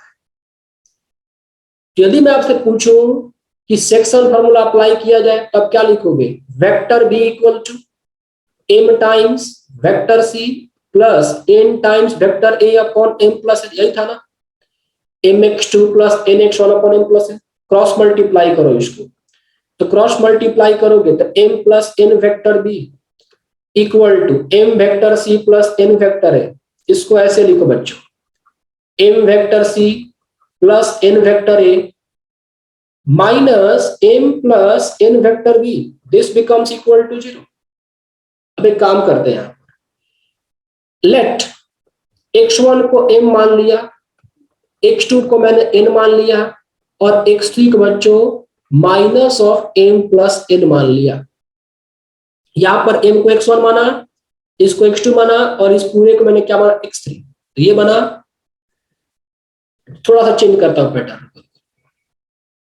m vector c plus n vector a है ना। तो एक काम कर लो, वेट, जो वेक्टर a का कोएफिशिएंट है आप उसको x1 मान, तो n को आपने क्या माना, x1 मान लो। जो वेक्टर b का कोएफिशिएंट है तो आप उसको ना x2 मानो, x2 equal to minus of m plus n। और जो वेक्टर c का कोएफिशिएंट है उसको आप क्या करो बच्चों, x3 मान लो m, यहां पर क्या लिखोगे आप, x1 वेक्टर ए, फिर ये b का coefficient x2 vector b plus x3 vector c equal to 0। देखो, यदि आपके पास 3 पॉइंट जिसका पोजीशन वेक्टर वेक्टर ए वेक्टर बी वेक्टर सी है कोलिनियर होता है, तो क्या प्रूफ हो गया, x1 vector a plus x2 vector b plus x3 vector c equal to 0 vector आप कह सकते हो। यहां पर x1 x2 x3 ये कोई भी रियल नंबर हो सकता है, बट इफ एंड ओनली, अब ऐड करके देखो, x1 plus x2 plus x3 equal to क्या आ रहा है, 0 आ रहा है।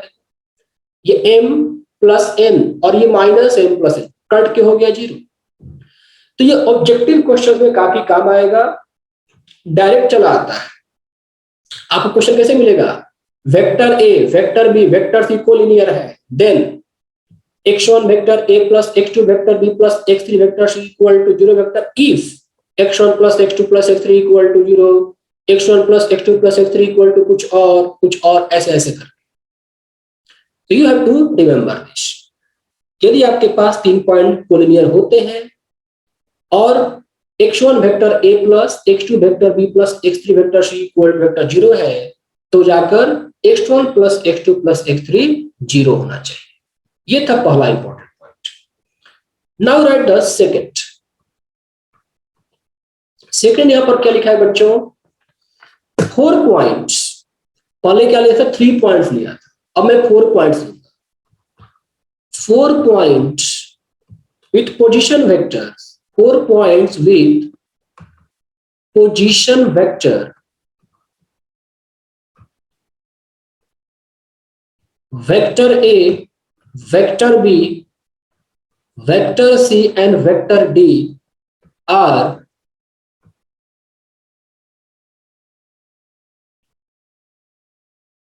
four points position vectors vector a vector b vector c and vector d are coplanar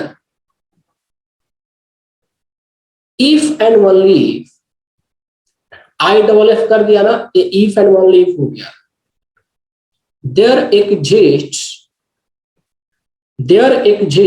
x y z and w, 4 point position vectors vector a vector b vector c and vector d are coplanar if and only there exists a scalar, a scalar means कोई भी real number, x1 x2 x3 and x4 such that x1 vector a plus x2 vector b plus x3 vector c plus x4 vector d equal to 0 if and only x1 plus x2 plus x3 plus x4 equal to 0. And the last condition I am going to discuss here is third. Right down. Third important point. Write down everybody the vectors. The vectors, vector A equal to a1 I cap plus a2 j cap plus a3 k cap. Vector B equal to b1 I cap plus b2 j cap plus b3 k cap, and vector C equal to c1 I cap plus c2 j cap plus c3 k cap are coplanar if the determinant a1 a2 a3 पहले vector में आया हुआ scalar b1 b2 b3 c1 c2 c3, यदि ये determinant 0 हो जाता है तो ये तीनों वेक्टर आते हैं कोप्लेनर कहलाते हैं। रही बात इसके प्रूफ की, तो बच्चों देखो, यदि मैं यहां पर इसका प्रूफ करूंगा ना तो लेंदी जाएगा। इसका प्रूफ होगा बच्चों वेक्टर ट्रिपल प्रोडक्ट से या वेक्टर स्केलर प्रोडक्ट से। हमारे पास एक टॉपिक है स्केलर ट्रिपल प्रोडक्ट, तो स्केलर ट्रिपल प्रोडक्ट इसका प्रूफ आसानी से होगा। तो अभी इसके प्रूफ को स्किप करेंगे, बस क्वेश्चंस मिलेगा सॉल्व कर लेंगे।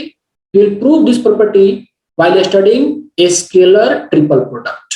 ओके, तो करना क्या, आपके पास 3 वेक्टर होगा ना, तो i का कोफिशिएंट a1, j का a2, फिर k का a3, तो a1 a2 a3, b1 b2 b3, c1 c2 c3, इसको 0 कर देना है।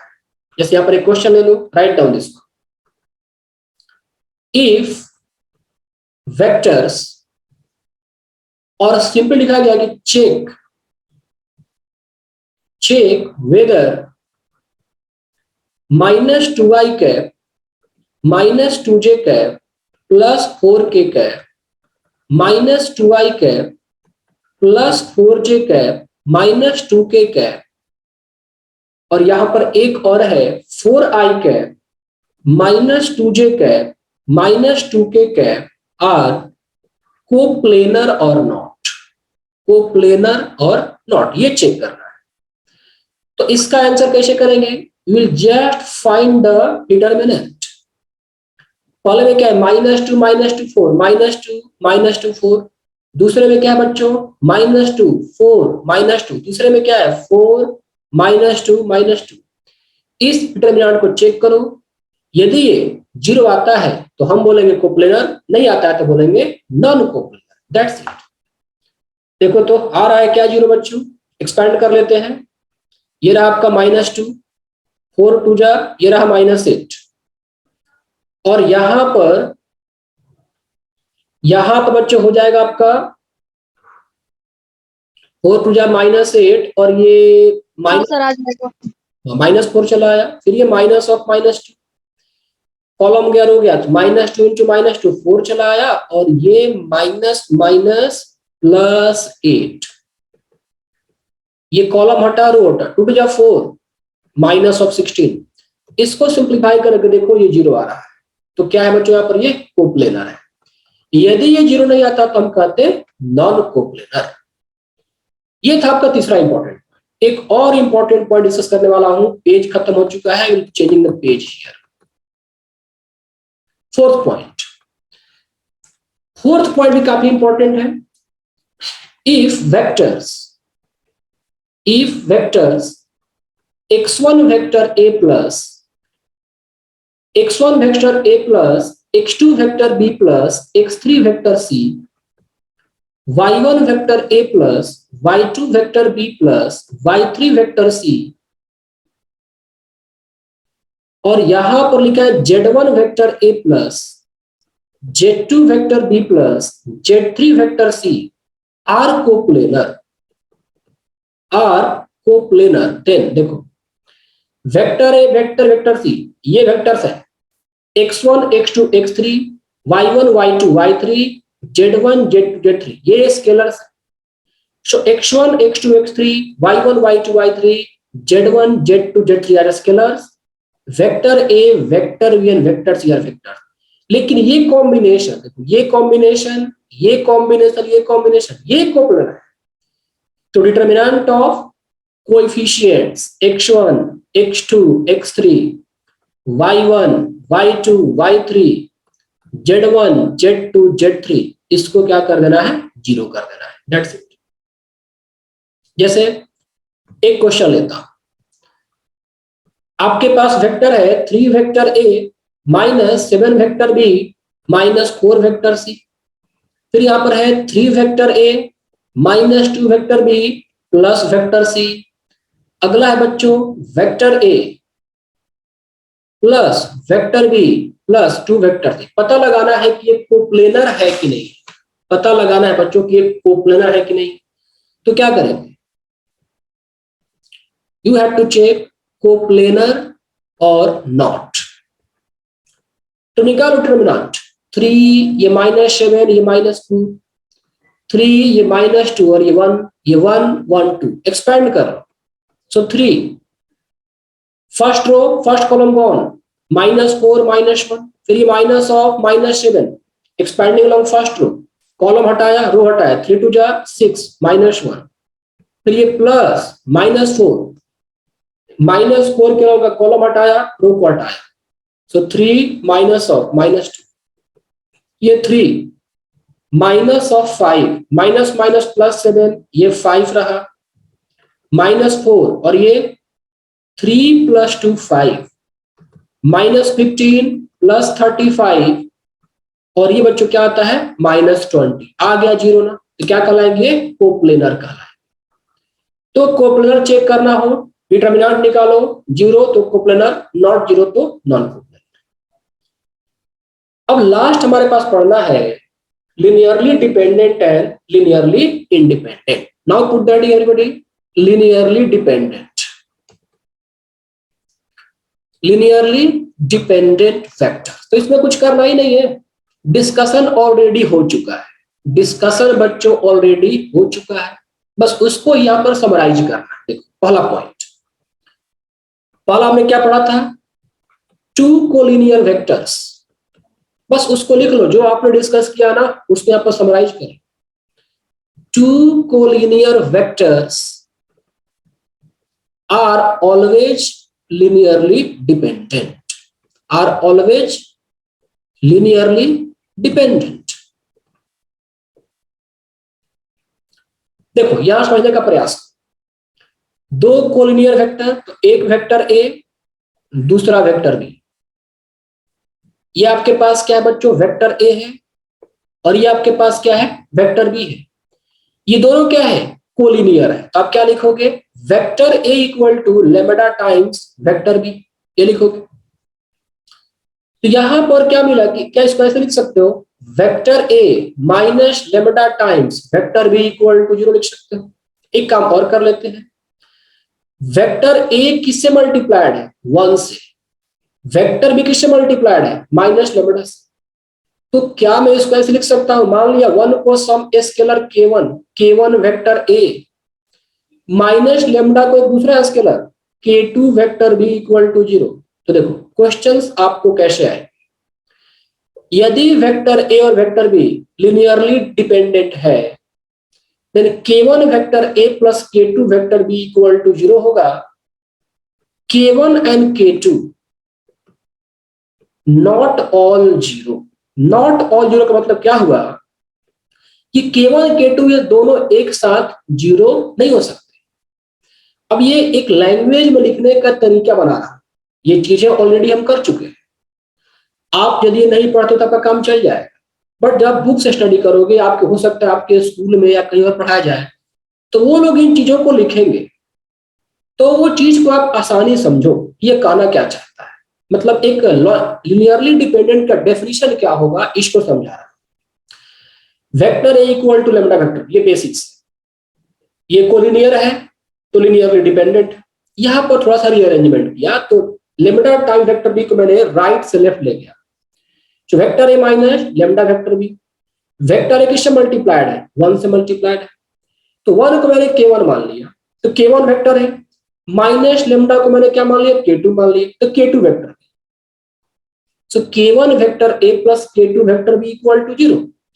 k1 k2 नॉट ऑल 0, इसका क्या मतलब है सोचो, यदि k1 equal to k2 equal to दोनों एक साथ 0 हो जाए, k1 इक्वल टू k2 दोनों एक साथ 0 हो जाए तो क्या होगा 0 इंटू वेक्टर ए प्लस 0 इंटू वेक्टर बी, ये पूरा का पूरा हमेशा 0 ही होता रहेगा।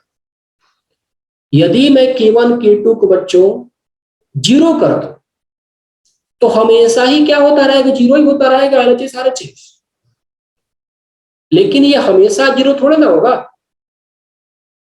मान लो k1 की वैल्यू कुछ और आ गई, k1 और k2 ये कांस्टेंट है, ये अपने वैल्यू को ऐसे एडजस्ट करेंगे कि ये सम हमेशा 0 होना चाहिए।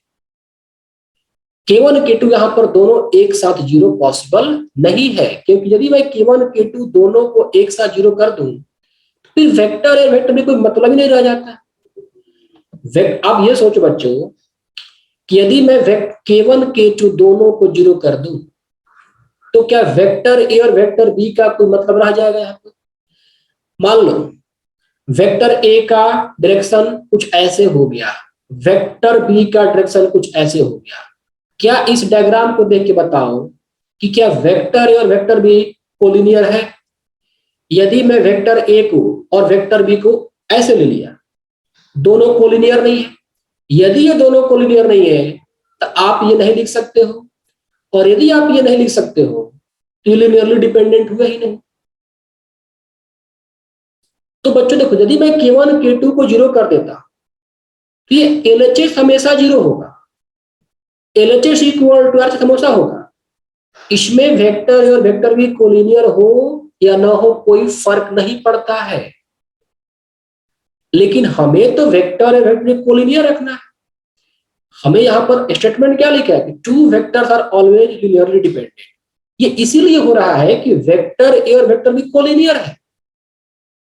तो यदि मैं K1 K2 को जीरो कर देता हूं तो क्या मैं इस कंक्लूजन तक पहुंच पाऊंगा? क्या मैं यहां से उल्टा जा पाऊंगा? नहीं जा पाऊंगा, क्योंकि K1 K2 जीरो फिर वेक्टर ए और वेक्टर बी के डायरेक्शन का कोई मतलब ही नहीं है। वेक्टर ए ऐसे हो, वेक्टर बी ऐसे हो, वेक्टर ए ऐसे हो, वेक्टर बी ऐसे हो, कोई मतलब ही नहीं निकलता है। K1 K2 को जीरो पुट करने से यह हमेशा जीरो ही आएगा। LHS RHS always satisfied. फिर यहाँ पर कोलिनियरिटी का कंडीशन अप्लाई नहीं हो पाएगा, और ऐसा नहीं हुआ तो हम कहेंगे लिनियरली डिपेंडेंसी का भी कोई यहाँ पर एग्जिस्टेंस नहीं है। कोलिनियर है तभी डिपेंडेंट। तो यदि मैं K1 K2 दोनों को जीरो करता तो हम उल्टा मूव नहीं कर पाएंगे, यहां से हम ये कंक्लूड नहीं कर सकते। लेकिन हमें कुछ ऐसा करना है कि वेक्टर ए और वेक्टर बी कोलिनियर भी रहे और ये स्टेटमेंट भी सेटिस्फाई रहे। तो इसीलिए यहां पर लिखा गया कि not all zero, K1 K2 not all zero. क्या मतलब इस चीज का कि K1 जीरो हो या ना हो, K2 जीरो हो या ना हो, कोई फर्क नहीं पड़ता है। लेकिन K1 K2 एक साथ जीरो नहीं होना चाहिए। हो सकता है K1 जीरो हो जाए, उस वक्त K2 जीरो नहीं होगा, K2 जीरो तो K1 जीरो नहीं होगा, या K1 K2 दोनों के दोनों जीरो नहीं। K1 K2 एक साथ जीरो नहीं होने चाहिए। इज दैट क्लियर बच्चों? क्या ये बात आप लोगों को समझ में आई अच्छे से कि नहीं है? Yes sir. कि K1 K2 दोनों एक साथ जीरो क्यों नहीं होना चाहिए? एक बार फिर से, यदि K1 K2 दोनों एक साथ जीरो हुआ तो फिर आप वेक्टर ए और वेक्टर बी का डायरेक्शन कैसे भी रखो कोई मतलब नहीं निकलता है। लेकिन हमें वेक्टर ए और वेक्टर बी का डायरेक्शन को पैरेलल रखना है, कोलिनियर रखना है। That's why K1 K2 should not be equal to. So two collinear vectors are always linearly dependent. इसको हटा दो। अब यहां पर लिनियरली डिपेंडेंसी का जो कंडीशन है, प्रॉपर डेफिनेशन, इसको लिखो अभी यहां पर डेफिनेशन। अच्छा ठीक है, ये था आपका पहला पॉइंट। पहले और पॉइंट को मेंशन करता हूं। दूसरा point, 3THREE, three coplanar vectors are always three coplanar vectors are always linearly dependent, already prove कर चुका हूं ना। 3 कोप्लेनर वेक्टर्स है तो मैंने क्या निकाला था? ये निकाला था ना, vector C equal to lambda times vector A plus mu time vector B.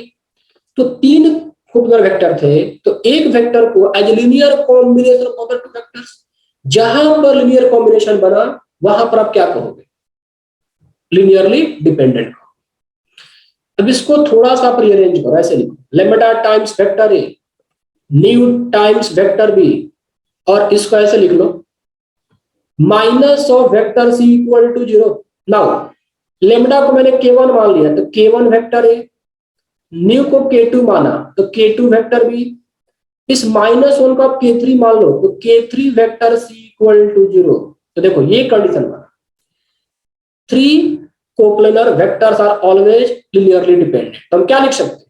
K1 vector A plus K2 vector B plus K3 vector C, K1 K2 K3 not all zero. फिर से वही बात, यदि K1 K2 K3 ये तीनों के तीनों zero हो गए, यदि ये K1 K2 K3 तीनों के तीनों जीरो हो गए, ये पूरा का पूरा हमेशा ही जीरो होगा, LHS इक्वल टू RHS। उस केस में वेक्टर A, वेक्टर B और ये वेक्टर C ये कोप्लेनर हो या ना हो कोई फर्क नहीं पड़ता है। यदि आप K1 K2 K3 को 0 करते हो, ये LHS इक्वल टू RHS हमेशा सेटिस्फाई होगा। कोप्लेनर हो या ना हो कोई फर्क नहीं पड़ेगा। हमें कोप्लेनर को रखना है, क्योंकि कोप्लेनर है तभी लीनियरली डिपेंडेंट। इसीलिए यहां पर लिखा गया है कि K1 K2 K3 not all 0। K1 0 हो सकता है इंडिविजुअली, K2 K3 0 नहीं होगा। हो सकता है K1 K2 0 हो जाए, K3 0 नहीं होगा, या फिर K1 K2 K3 ये तीनों का तीनों एक साथ 0 नहीं होंगे। तो यहां पर ये मतलब है इस चीज का। अब यहां पर एक लास्ट पॉइंट, चौथा पॉइंट हमने क्या देखा था, four vectors are always linearly dependent.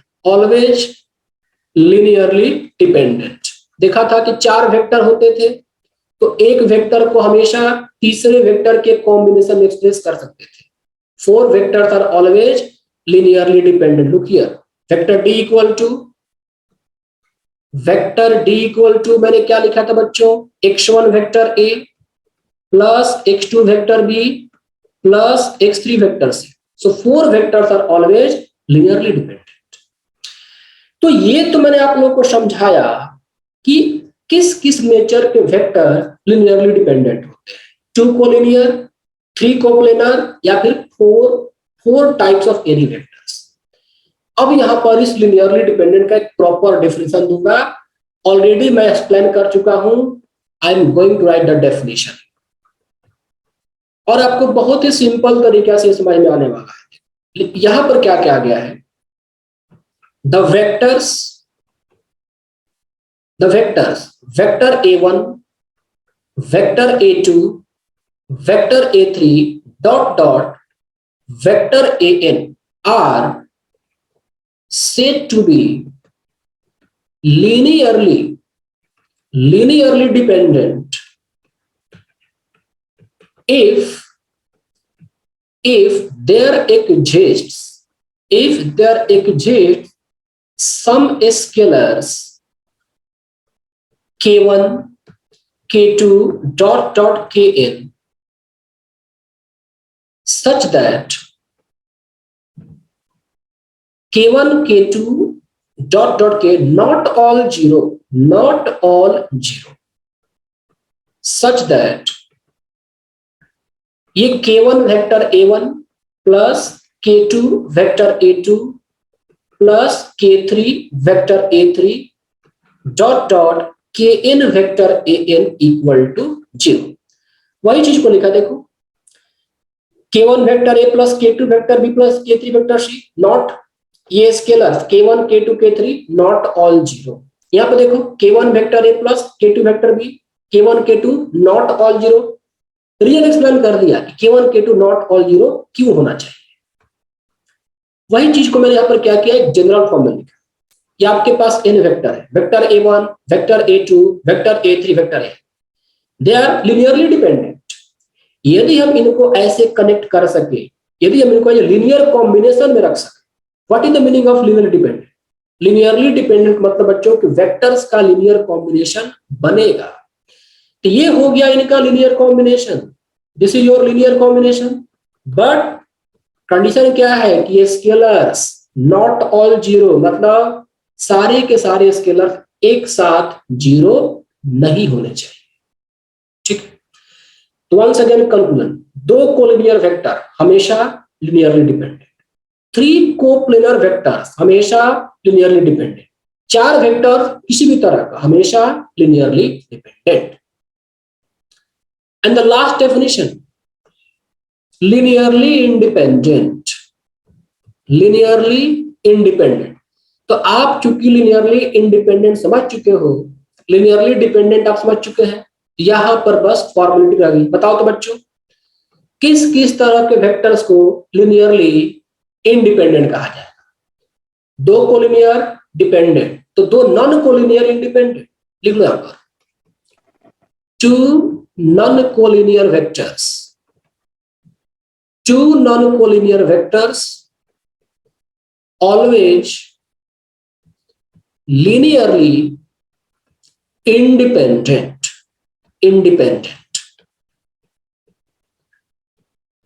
3 coplanar always linearly dependent, so 3 non-coplanar. Right here, 3 non-coplanar vectors, non-coplanar vectors always linearly independent, independent. बच्चों लिनियरली इंडिपेंडेंट का मतलब क्या हुआ कि आप उनका लिनियर कॉम्बिनेशन नहीं बना सकते, they can not be expressed as a linear combination. तो इसके डेफिनेशन को कैसे लिखना है, बस ये देखो last, what is the definition.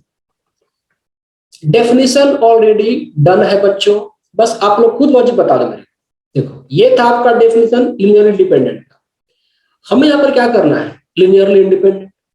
हमने ये लिनियर कॉम्बिनेशन लिखा, अब सोचो ये लिनियर कॉम्बिनेशन लिखा, लेकिन लिनियरली इंडिपेंडेंट के केस में ये लिनियर कॉम्बिनेशन बनना ही नहीं चाहिए, फिर भी किसी ने लिखा, तो कंडीशन बस ये लगा देना है, ये सारे के सारे स्केलर को जीरो कर दो। देखो सारे के सारे स्केलर को जीरो कर दोगे ना, तो RHS इक्वल टू LHS हमेशा satisfy, K1 0, K2 0, K3 0, Kn 0। तो इन तमाम स्केलर्स को जीरो करोगे तो LHS equal to RHS, that is the definition of linearly independent. लिख लो आप,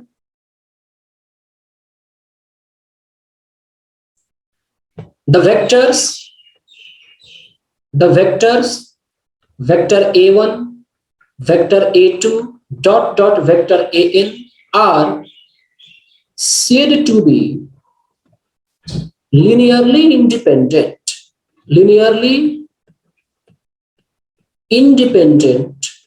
if their exists scalars K1, K2 dot dot Kn such that K1 vector A1 plus K2 vector A2 plus dot dot Kn vector An equal to 0 if and only the scalars K1, K2, K3 all are equal to 0. This is the definition of linearly independent. क्योंकि linearly dependent होता तो linear combination बनता, linearly independent है तो linear combination नहीं बनना चाहिए, लेकिन फिर भी ये बनाकर रखा गया है, तो इसके एग्जिस्टेंस को मिटाना है। तो क्या करोगे, इन कांस्टेंट को जीरो कर दो, क्योंकि वेक्टर तो जीरो हो नहीं सकते, सारे वेक्टर यहाँ पर नॉन वेक्टर है ही नहीं, तो स्केलर्स को ही आपको जीरो करना होगा। Is that okay everybody? बच्चों Yes, sir. Yes, sir. Now the question part, जिस यहाँ पर एक क्वेश्चन लिखा है, the number of integral values of p, the number of integral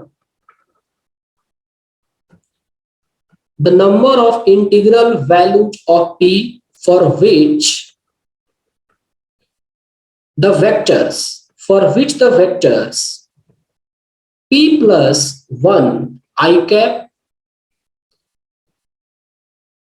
p plus 1 I cap minus 3j cap plus pk cap, comma p I cap, p plus 1j cap minus 3k cap and minus 3 I cap plus pj cap plus p plus 1k cap are linearly dependent। बच्चों देखो 3 vector है, option देखा कि 0, यहां पर 1 है, C2 और D3, आपके पास 4 होते हैं। सिंपल सा बात, 2 वेक्टर लिनियरली डिपेंडेंट कोलिनियर होंगे तब, इंडिपेंडेंट कोलिनियर नहीं होंगे। 3 वेक्टर है, पूछा गया लिनियरली डिपेंडेंट, आप ये सोचो कि 3 वेक्टर लिनियरली डिपेंडेंट कब होगा, जब वो कोप्लेनर होगा, am I right? और यदि वो कोप्लेनर है, पढ़ाया था ना, डिटरमिनेंट को 0 कर दो, दैट्स इट। यही वाला कॉन्सेप्ट अप्लाई करना है और 100% क्वेश्चंस आपको सिर्फ और सिर्फ 3 वेक्टर को लेकर दिया जाएगा। आपके पास 3 वेक्टर होगा, कहा जाएगा कि ये लिनियरली डिपेंडेंट है, तो डिटरमिनेंट ऑफ कोएफिशिएंट को 0 कर देना है, बस इसको 0 कर दो। तो पहले वेक्टर में देखो ये p+1, ये -3 और ये p चला है, फिर ये p और ये फिर ये p+1 और यहाँ पर फिर से -3 और यहाँ पर -3, ये रहा p और ये रहा आपका p+1, इसको क्या करो 0 कर दो। इसको सॉल्व करना है और सॉल्व करके बच्चों p का वैल्यू निकालना है। यहाँ पर सॉल्व करने का आप स्ट्रेटेजी अप्लाई कर सकते हो। देखो एक काम करो, यहाँ पर सारे बच्चों ये अप्लाई करो, R1 tends to R1 plus R2 plus R3, ये करो। R1 tend to R1 plus R2 plus R3 करोगे तो 2p+2, देखो p+1 सब में यही होगा, p+1 प्लस p-3, 2p-2। सो यदि मैं यहाँ पर R1 tend to R1 plus R2 plus R3 करूं तो 2p-2, इस यहां पर भी बनेगा बच्चों आपका 2p-2 और यहां पर भी 2p-2। बाकी को सेम रखो, p+1 -3, ये p, ये p+1 और ये -3, यहां पर -3p+1, -3p और ये रहा आपका p+1, ये 0 होना चाहिए। अब चूंकि पहले रो में एलिमेंट्स कॉमन है तो 2p-2 क्या निकाल लिया मैंने कॉमन, 1 1 1, p+1 -3 -3p और ये रहा आपका p+1 इक्वल टू 0। अब बताया था ना, you try to generate maximum number of 0। इसमें क्या करो, C2 tend to C2 minus C1, C3 tend to C3 minus C1 कर दो, तो आपको अब क्या मिलेगा, 2p-2, this becomes 2p-2 determinant. पहले कॉलम में कोई चेंजिंग नहीं, 1p-3, दूसरे कॉलम में से पहले को सबट्रैक्ट किया, देखो ये 0 बना, ये p+1 और ये p, तो p+1 में से p सबट्रैक्ट हो चुका है बच्चों तो 1 बन गया और ये p+3 बनेगा, राइट, p+3, फिर ये 1 -1 0, फिर ये -3 -p यहां पर मिल जाएगा, -3 -p, p+1 -3, तो p+1 माइनस ऑफ -3, p+4 बन गया, so p+4 this becomes 0. Now 2p-2 expand it fast, so p+4 इधर होगा, माइनस -3 -p और ये आपका p+3 इक्वल टू 0।